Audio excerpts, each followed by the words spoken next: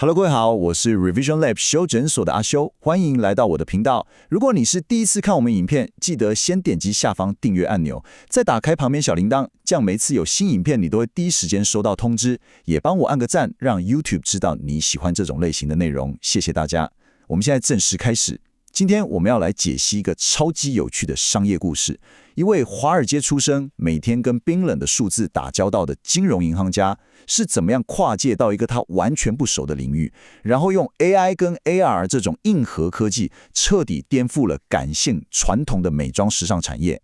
这家公司叫做完美移动 Perfect Corp， 它的创办人张华珍 Alice Chan 真的写下了一段从科技门外汉到定义整个美妆科技产业标准的传奇。好，我们今天的分析路径会很清楚。首先，我们会从创办人张华珍他非常特别的职涯开始看起，看他如何从金融界转战科技业。接着，我们会分析他是如何从当时席卷全球的自拍革命中嗅到了巨大的商机。然后，我们会深入探讨他是如何精准地解决了一个所有人都懂的痛点，进而开创了一个全新的美妆科技类别。最后，我们会一起来看看他们布局的美丽 AI 的未来究竟是什么样貌。OK， 第一部分我们就来探讨这个最有趣的反差：一个在金融圈打滚、讲求绝对理性跟数据的人，最后是怎么跑去创立一家在极度感性、讲求美学的美妆界发光发热的科技独角兽？这条路说真的，完全不是我们一般想象中那种矽谷工程师的典型创业剧本。这个问题就是我们整个故事的核心。你很难想象，一个每天跟财务报表、资本市场打交道的投资银行家，最后会去跟口红、眼影的颜色较劲，对吧？但这一切的起点，就是从一个看起来跟科技、跟时尚都八竿子打不着的职涯开始的。这背后其实藏着一个很重要的观念，就是跨领域的降维打击。我们接着看下去。好，我们来看这张时间轴，这真的非常关键，因为它揭示了成功绝对不是偶然。Alice Chan 的背景说真的超硬 ，UCLA MBA 毕业后，在花旗银行当投资银行家。这段经历给了他什么？不只是看懂财报而已，更重要的是，他学会了用资本市场的语言思考，对商业模式、对投资回报率有极度的敏锐度。但他没有一直待在舒适的金融圈。93年，他加入趋势科技当财务长 CFO， 这就是一个重要的转折。有趣的是，当时的老板张明正发现他能力太强，只做财务太浪费了，就让他不断跨界，从 IT 业务、行销到最后接手整个台湾区。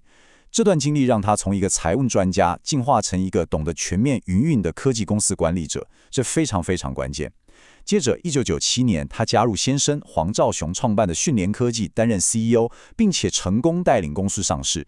这让他拥有了最宝贵的 IPO 实战经验，也让他手上掌握了讯联累积的数十年的影像处理、AR 跟 AI 核心技术。所以你看，到了2015年，当他创立完美移动的时候，他身上已经集齐了3颗龙珠：金融家的资本脑、科技公司的营运脑，还有带领公司上市的战略脑。这个组合真的太强大了。接下来这一点超级重要，这句话完美抓住了他成功的核心特质。很多非技术背景的领导者会害怕技术，甚至被工程师牵着鼻子走。但 Alice 完全相反，他虽然不是工程师出身，但他对技术一点都不怕。他看到一个新技术，想的不是这个 code 怎么写，他想的是这个技术能解决什么商业问题，能为哪个产业创造惊人的价值。这种以终为始的商业思维，让他能跳出技术本身的框架，把训练那些硬核的影像技术，从一个完全没人想过的美妆角度切入，找到了一个全新的蓝海市场。这就是所谓的用商业的脑袋去驾驭技术的身体。我们继续看下去，有了这么强的创办人，接下来就要看时机了。俗话说天时地利人和，我们来看看当时的天时是什么。时间来到2010年代中期，整个科技的大环境发生了剧烈的板块运动，而这场地壳变动就为 Alice Chan 带来了一个千载难逢的机会。当时他带领的讯联科技在 PC 端的影像软体市场已经是绝对的王者，像威力导演这些产品大家可能都用过，市占率非常高。但他非常敏锐地意识到， PC 这艘大船虽然还很稳，但正在慢慢驶向夕阳。整个市场的成长已经趋缓，甚至开始饱和了。真正的未来，下一波滔天巨浪不在桌上，而是在每个人的口袋里，也就是智慧型手机。他判断下一个10年的战场绝对是 mobile， 是 app。他必须找到一个新的平台，让公司的核心技术可以跳上去，否则就会跟着 PC 一起被时代淘汰。这个决策展现了他作为一个 CEO 的远见。重点来了，当时正好有好几个趋势汇集在一起，形成了一场完美风暴。第一，智慧型手机在全球快速普及，这等于是基础建设到位了。第二，一个全新的全球性文化现象诞生了，就是自拍 selfie。这不只是年轻人爱漂亮，它代表了一种新的社交语言跟自我表达方式。第三，硬体跟上了，特别是 iPhone 5的前置镜头品质大幅提升，这是一个关键的转捩点，让自拍从拍得到变成拍得好看。第四，也是最根本的，就是他观察到一个不变的人性，追求美是每个人的天性。这4个要素加在一起，机会就出现了。技术已经到位，全球性的行为也出现了，缺的只是一个 killer application， 一个杀手级的应用，来把这些点全部串联起来。OK， 这就是整个故事最精彩的地方，也是灵光乍现的时刻。完美移动的起点其实不是来自一份几百页的市场调查报告，而是一个非常个人的，发生在自家浴室镜子前的顿悟。Elliot 常在一次访谈中分享了这个真实故事。有天早上，他起床后拿起手机玩自家的美妆 App， 看着荧幕上虚拟化好妆变得超美的自己，觉得很开心。结果一转身，看到家里镜子里那个刚睡醒、完全素颜的自己，他心里哎呀一声，那个反差感太强烈了。就是这个瞬间，他突然想到一个问题：我们有没有可能把这种虚拟世界的美跟现实世界连接起来，而不是让它只停留在手机荧幕上？这个瞬间，他发现了一个所有爱美女性共通的，而且非常深刻的痛点。他意识到买彩妆这件事，整个体验流程其实充满了挫折和不确定性。你想想看那个场景你去百货公司专柜，架上可能有上百种口红颜色，眼花缭乱，但你顶多是2、3个在手上吧。一来是卫生问题，你不敢直接涂在嘴上；二来你也不可能一直卸妆再重涂，很麻烦。结果就是你很怕花个1、2千块买错颜色，最后往往只能盲目的看着海报上明星用的主打色来买，但那个颜色到底适不适合自己的肤色、唇型，根本不知道。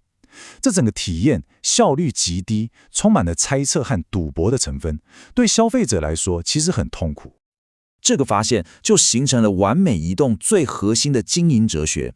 它认为技术本身是没有价值的，零价值，除非这个技术能够真正解决消费者的痛点。AI、AR 这些东西听起来很酷炫，但如果不能解决前面提到的那个选择困难跟害怕买错的真实问题，那它就只是一个玩具，而不是一门可以长脚经营的生意。这个理念让他们从一开始就走在对的路上。所以他们的商业假说就非常简单明确了 ：Try more, buy more。让消费者试的越多，他们就会买的越多。这就像大卖场的试吃一样，对吧？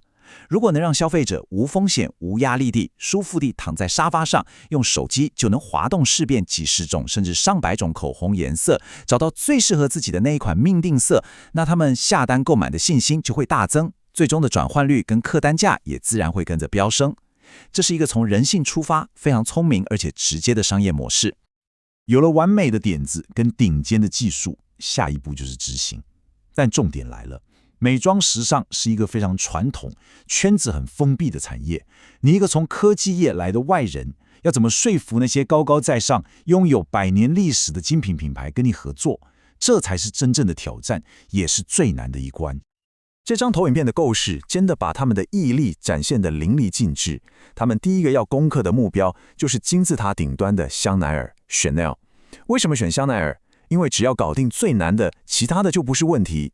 香奈儿对颜色极度挑剔，他们为了把一支口红的虚拟颜色做到跟实体颜色零色差，花了整整2年的时间，跟香奈儿的团队来回校正。这2年是完全没有收入的合作。他们的工程师，一群大男生，还要被彩妆老师教怎么化妆、怎么看颜色，不断的测试跟修改。你想想那个画面有多超现实。但就是这2年看似白做工的坚持，当香奈儿最终点头说 OK， 你们的颜色准了，这不只是一笔订单，而是等于拿到了一张进入顶级时尚圈的黄金门票。在搞定了最挑剔的香奈儿之后，后面就顺利多了。这就是典型的滩头堡策略。各大品牌看到连香奈儿都认可了，就纷纷找上门来，因为他们知道完美移动的技术已经是业界的最高标准。时至今日，完美移动的合作伙伴已经超过了650个全球顶尖的美妆和时尚品牌，像是雅诗兰黛、资生堂、LVMH 集团等等。基本上你听过的叫着出名字的大品牌，几乎都是他们的客户。他们不只是一家加入美妆产业的科技公司，他们是直接创造了一个新的产业类别。一开始，他们想参加各大美妆论坛，但主办方都觉得他们是科技公司，不给他们足够的发言时间。Alice Chang 的想法很霸气，既然你们不给我位子，那我就自己搬一张更大的桌子。于是他们就在纽约、巴黎、东京这些时尚之都举办自己的全球美妆科技高峰会。他们自己定义了 Beauty Tech 这个词，并且不断地向整个产业传达这个概念。最后的结果是什么？他们不仅定义了这个类别，还成为了这个类别的 undisputed leader， 无可争议的领导者。我们继续看下去。在成功建立市场之后，完美移动的野心早就已经不只是虚拟口红了。他们开始将 AI 技术扩展到更广泛的应用，打造一个更宏大的生态系。他们把自家的 AI 生态系特别命名为 Beautiful AI， 也就是美丽 AI。目的就是要跟市面上那些通用的 AI 做出区隔，强调他们是专为美这个领域深度客制化的。这个生态系主要建立在4大支柱上。第一个是皮肤 AI， 这超酷，你用手机镜头一扫，它就能分析你脸上的斑点、皱纹、痘痘等殊种肤况，然后像个专业皮肤科医生一样，推荐最适合你的保养品。第二个是美妆 AI， 也就是他们起家的虚拟彩妆、染发，而且技术还不断进化。第三个是时尚 AI， 把虚拟世代的战场从脸部扩展到珠宝、手表、眼镜这些高单价配件。第四个也是最新的，就是生成式 AI， 这更有趣了，它可以帮你一键生成全新的发型、穿搭风格，让你看到连自己都没想过的潜力。这4大支柱构成了一个完整的美丽解决方案。这张图表清楚地展示了他们的扩张策略有多么聪明。他们从彩妆这个利基市场当作出发点，建立技术和品牌信用。接着，他们切入了保养品市场。为什么？因为品牌方告诉他们，保养品市场的规模是彩妆的整整10倍大，这当然是个巨大的诱因。当他们用皮肤 AI 成功打入保养品市场后，又从脸部延伸到时尚配件，这也不是他们自己乱想的，而是像 LVMH 这样的超级大客户主动要求的，因为他们旗下不只有美妆，还有宝格丽的珠宝、泰格豪雅的手表。客户的需求就是他们扩张的路线图，这是一个非常聪明、由客户需求驱动的扩张路径，风险低，而且成功率高。所以整个故事最关键的 take away 就是，这一切都始于一个非常简单的消费者痛点：害怕买错化妆品。但他们用最顶尖的技术去解决这个痛点，并且用超乎常人的毅力去执行，最终把一个免费的自拍 App 变成了一个驱动全球顶级品牌的 B2B 技术平台，还顺便开创了一个全新的市场。这条路径真的非常值得我们学习。总结一下今天的重点，完美移动的故事真的完美展示了科技如何解决非常人性的问题。从一个金融银行家到美妆科技的领航者 Alice Chang 的旅程告诉我们3件最重要的事。第一，跨领域的精炼组合可以创造巨大的降维打击优势。第二，科技的真正价值不在于技术本身多酷炫，而在于它能否解决一个真实到让人有感的痛点。第三，当你无法进入一个旧圈子时，就用自己的实力创造一个由你定义的新圈子。